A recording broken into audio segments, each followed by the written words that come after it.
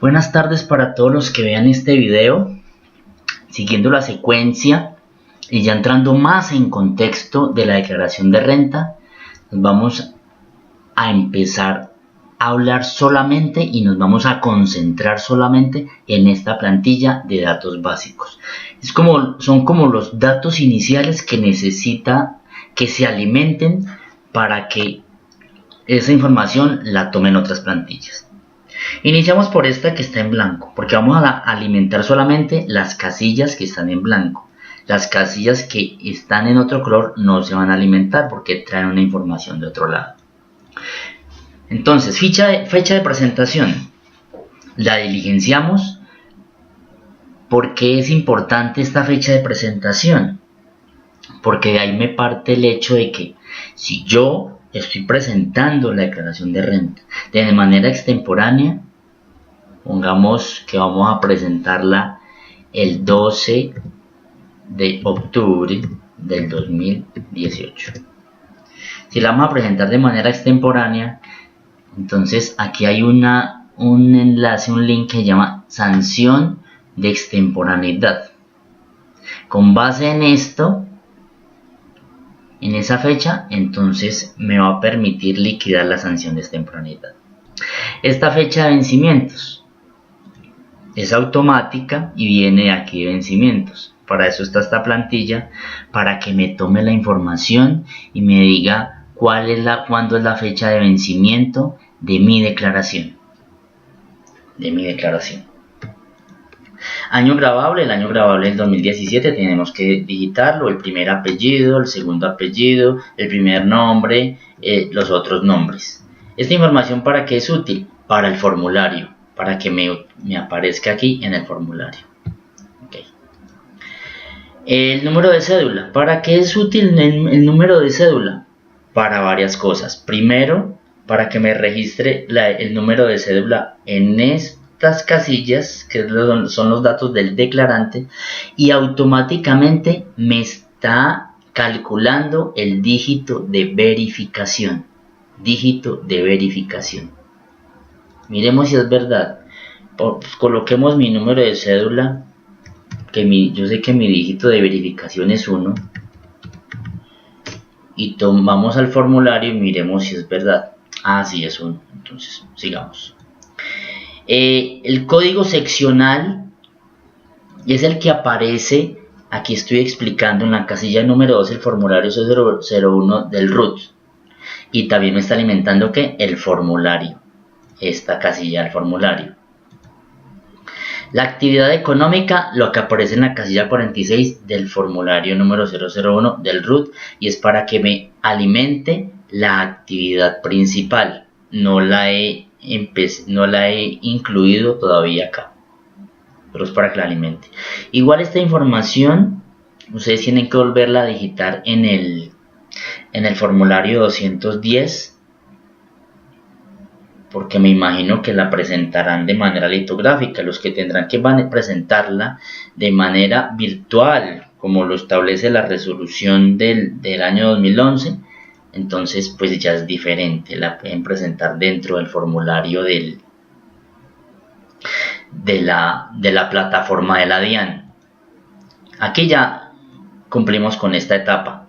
Sigamos con esta otra etapa de acá abajo, retenciones en la fuente. Aquí es donde es muy importante la información que yo traigo de acá de los documentos. Porque si yo traigo los certificados de retención en la fuente que me practicaron, lo único que yo voy a tener que hacer es tomar cada certificado y registrar el saldo de la retención en la fuente que me practicaron acá. Y no tengo que hacer nada más. No lo vi viable tener que hacer un anexo solamente para unas retenciones en la fuente, porque no tiene ninguna otra aplicación. Información tributaria. Esta información del patrimonio bruto del año anterior es automática y viene desde la liquidación de la renta presuntiva. Este patrimonio líquido del año anterior igualmente viene de la liquidación de la renta presuntiva. Y aquí es donde empezamos a alimentarlo de acuerdo a las declaraciones de renta del año anterior. Decimos que si tenía un impuesto neto de renta del año anterior, entonces ¿quién me lo da? La declaración de renta del año anterior. Impuesto neto de renta del año anterior. ¿Para qué me sirve este impuesto neto de renta del año anterior? Para liquidar el anticipo del impuesto para el siguiente año gravable 2018 por el procedimiento 2, porque ustedes saben que el artículo 807 del Estatuto Tributario me establece dos opciones. O una opción, la de tomar el impuesto neto de este año gravable, o la segunda opción de promediarlo, aplicar el porcentaje y descontar las retenciones en la fuente practicadas. El anticipo de renta del año líquido anterior, igualmente, este me permite descontar ese impuesto neto. Aquí lo miramos, veámoslo por acá, anticipo de renta del impuesto. Entonces, anticipo de renta del año anterior. Entonces, si hay un saldo acá, ahí se me va a alimentar. El saldo a favor del año anterior, igualmente, me sirve para tomarlo y aplicarlo en el formulario saldo a favor del año anterior, siempre y cuando no haya sido solicitado en devolución y compensación. Hay que hacer la claridad. Y también me sirve ese saldo a favor para liquidar la liquidación de sanción por extemporaneidad. Incluso hay una casilla que dice si yo tengo saldo a favor o no tengo saldo a favor. Bien. Entonces, miren la importancia de diligenciar muy bien esta información de datos básicos. Pérdidas de ejercicios de años anteriores acumuladas no compensadas. ¿Qué significa esto? Que si yo en los años gravables anteriores no me generó una renta líquida para poder aplicar las tablas de liquidación de impuestos, sino que me genera una pérdida, entonces esa pérdida la pude haber ido compensando si tenía rentas líquidas o utilidades en los años gravables, y se han ido acumulando, perdón. Entonces me permite compensarlas. ¿En cuál renta? Solamente en renta de capital y en rentas no laborales, que es uno de los problemas ahorita que vemos, que quiere decir que yo no puedo tener una pérdida.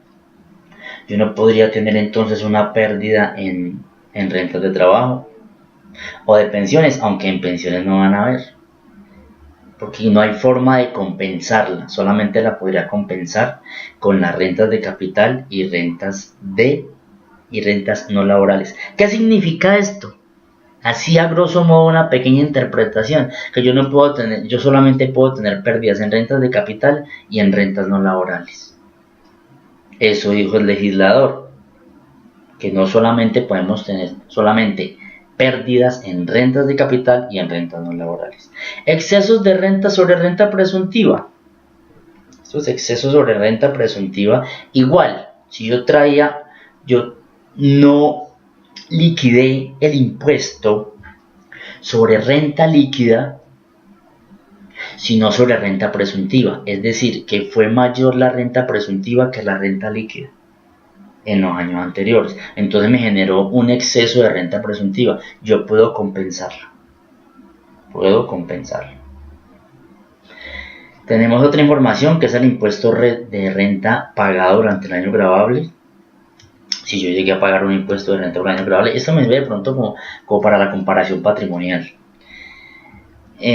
Otros datos previos: este ingreso mensual promedio de los últimos 6 meses, ¿para qué me sirve? Este ingreso mensual promedio de los últimos 6 meses sería bueno que se lo certificara el empleador, porque las cesantías, el problema y la complejidad y la confusión que tiene tanta gente ahorita con el tratamiento de la realización de cesantías, si fueron retiradas o si fueron consignadas, si fueron antes del año 2016, si fueron en el 2017, entonces existe mucha confusión, y para eso la DIAN ha expedido un concepto unificado 0912 y 0915 del 2018, donde aclara muchos tratamientos tributarios de varios conceptos que no han tenido claridad ni con la reforma tributaria de 1819, ley 1819, ni con el decreto 2250 del 2017. Entonces, tenemos herramientas para poder ver la información. Volvamos al tema. Ingreso mensual promedio de los últimos 6 meses. Aquí nos tenemos que remitir a la norma del artículo 206 numeral cuarto del Estatuto Tributario, que me dice que sí, en efecto, son exentas las cesantías siempre y cuando que se cumpla con un tope de que el ingreso mensual promedio de los últimos 6 meses no supere los 350 UETs. Pero si supera los 350 UETs, ¿qué pasa? Pues hay una limitante para poder determinar ese ingreso no grabado. Okay. Es para eso esta información. Declaraciones de renta presentadas incluyendo este año gravable. Esta es para liquidar declaraciones de renta presentadas incluyendo este año gravable. Eso es para poder liquidar el anticipo de renta. ¿Por qué? Porque si yo coloco aquí un 1, ¿qué porcentaje me va a tomar del anticipo de renta? El 25%. Si yo te coloco un 2, que dije que llevo 2 años presentando la declaración de renta, incluyendo este año gravable, ¿me va a tomar qué? Me va a tomar el 50% de ese impuesto neto de renta del año anterior y de este año promediándolo, o el de este año. Depende de la opción que se tome. Acuérdense que hay 2 opciones del artículo 807. Y si yo tomo la opción 3 o 4 o 5 o más, entonces lo que me va a aplicar es un 75%. Entonces, ¿para qué hago?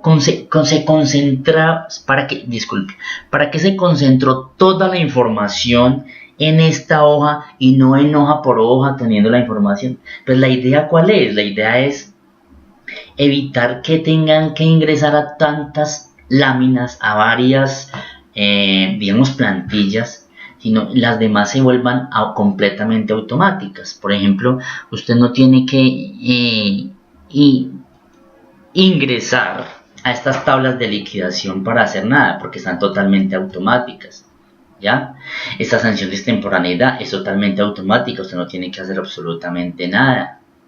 Y así otras más, así como así hay otras plantillas que si toca por obligación tenemos que ingresar información, como pasa con las cédulas, como pasa con el patrimonio, como pasa con los activos, para reajustarlos fiscalmente y determinar si fue vendido el activo en esta información de venta y poder establecer si existe una ganancia ocasional o si esa utilidad en venta es una renta líquida.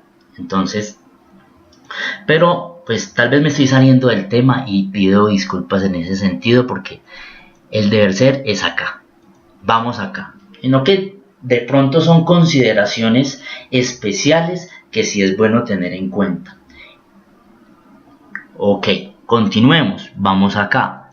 Decimos que sí, decir que si es un rector o profesor de universidad oficial, ¿para qué? Para poder tomar esa renta como renta exenta, ese 50% de gastos, como gastos que los gastos de representación no excedan de ese 50% del salario. Si es trabajador independiente, ¿para qué? Para saber si yo me tomo tengo como trabajador independiente cesantías, de las cesantías que habla el inciso sexto del artículo 126-1, que son aportes voluntarios a los fondos de cesantías que tienen un tope también. Y esos últimos 3 renglones tienen mucho que ver con la liquidación de la sanción por extemporaneidad. Entonces, si ya fue emplazado por parte de la DIAN, sí o no, simplemente es dar la selección. Aquí son casillas de selección, sí o no, sí o no, sí o no y sí o no. Si fue emplazado, sí o no. Si no fue emplazado, pues es una tarifa. Si fue emplazado, es otra tarifa. Okay. Las del artículo 641, las del artículo 642. Esta última liquidación tributaria presentada de manera extemporánea, o sea, ¿cuándo presentó usted por última vez una sanción extemporánea? O sea, presentó la declaración tardía. Ah, no, que yo no la presenté en el 2016 o en el 2017, entonces usted selecciona el año en el que presentó esa última declaración de manera extemporánea. ¿Con qué fin, qué finalidad tiene esto? De poder también liquidar ya no liquidar esa misma sanción de extemporaneidad, pero no como nos señala ese artículo 641, 642, sino como lo señala el artículo 640, que habla sobre la reducción de la sanción. Reducción de la sanción, es para eso. Y aquí, si le profirieron emplazamiento, o sea, si en esa última liquidación tributaria le profirieron emplazamiento, sí o no, porque depende de eso, es que aplica la sanción, la reducción de la sanción o no aplica.